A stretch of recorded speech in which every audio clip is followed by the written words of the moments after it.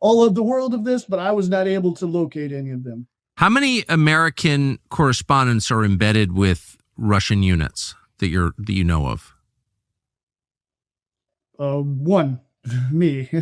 So no one from NBC or CNN or Fox or PBS or New York Times, Washington Post. You're not aware of any American correspondents covering the other side in this war?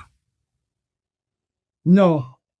So does it feel to you that American reporters have basically taken the side of the Biden administration, which told us that Russia is our enemy, and are uncritically repeating U.S. government talking points?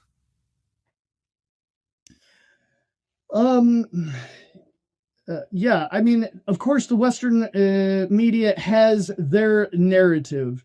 And, unfortunately, they try to hide the facts that most of what I report, they tried to hide and not report on it. And, I tell all my viewers, don't just watch my reports, because I don't have all the answers, but I'm showing you what the mainstream media doesn't want you to see. I'm just giving you my piece of the puzzle, something that you're not going to see anywhere else, unfortunately.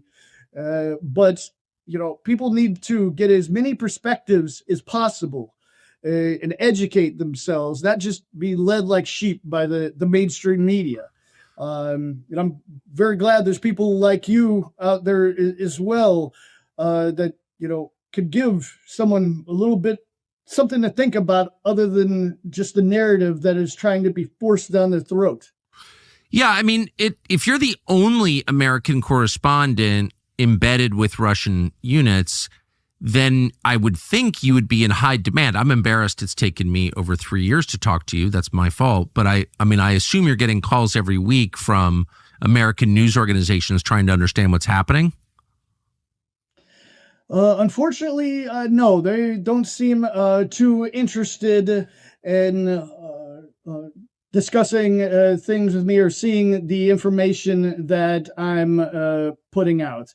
And in fact, in 2014, 15, and 16, I was what I would say is a freelance journalist, videographer as well, until I felt like my work was being betrayed, and because I was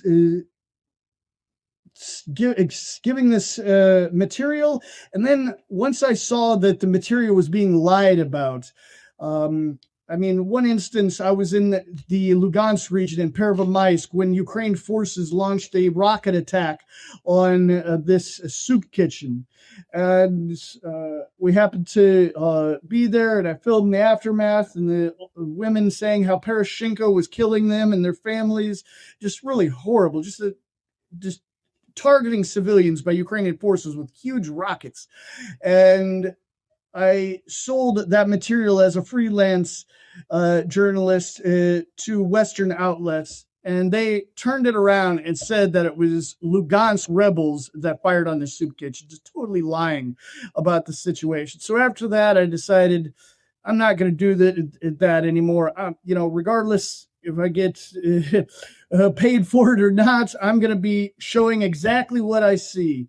And that's what I've been doing since then, is just on my YouTube channel, showing my reports. I'm only supported by my viewers. Of course, I'll do collaborations with other channels and things if they're interested, but I make it a point not to get paid by anyone but the donations from my viewers. So the only people that I report to, that I need to show what's really happening, is my viewers. I don't have any editor or boss that says, oh, we need to show this or show this. No, I show in my reports on YouTube and my Substack blog exactly what's happening, exactly what I see, with no narrative, just the facts that the Western mainstream media isn't showing. There's so much darkness in the world it can feel overwhelming. Wars, political fighting, violence, hatred, the love between people growing cold. And you have to ask yourself, where does this all come from? Well, one place it comes from is the refusal of a society to care about people, including babies. As you've been listening to this, untold numbers of unborn babies need help. There are thousands of pregnant women who are trying to decide, should I keep this child or not, choosing between life and abortion. A child's future hangs in the balance. Preborn is ready to help. Preborn has a clinic network on standby to help women make that choice, to make the right choice, to choose life, to affirm the value of people, which in the end are all that matters. It helps these mothers choose, not just for the babies, but for themselves. Once introduced to the child growing inside them, women are twice as likely to choose life. Once they know this is not just some massive tissue, but a person, they choose life voluntarily. Last year alone, Preborn rescued over 67,000 babies, and they're aiming to save another 80,000 this year in 2025. You can support them. $28 a month can make the difference between life and death, and $140 sponsors 5 ultrasounds. You can donate securely. Please dial pound 250, say the keyword baby. That's pound 250 baby, or visit preborn.com/Tucker. Preborn.com/Tucker. We're honored to partner with Preborn.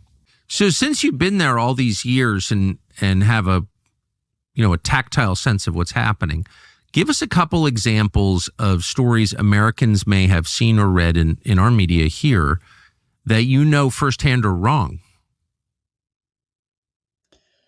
Well, we can, off the top of my head, the missile attack, Tochka-U attack by Ukrainian forces on the center of Donetsk in 2022, when Ukraine launched a cluster bomb attack on the center of Donetsk, and cluster bombs came down. They actually hit just about 200 yards from my apartment where my family and kids and wife were, and my dad was actually in the city with us as well.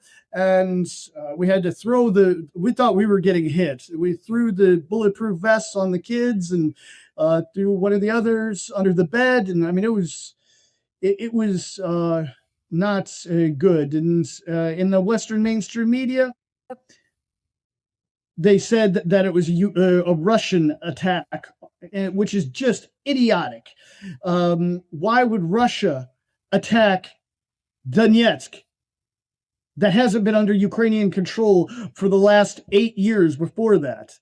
I mean, just total grabbing of false information to try to portray a narrative that just is not true. And actually, that was the last day that my family was in Donetsk with me. I had to evacuate them as I stayed to show what was happening on the front line. My wife didn't want to leave because, as I said, my wife's from Donetsk, but I said after that, just so close to us, I had to evacuate them. And after that, I just, kind of went solo and went back to my family when I could. And that's what I do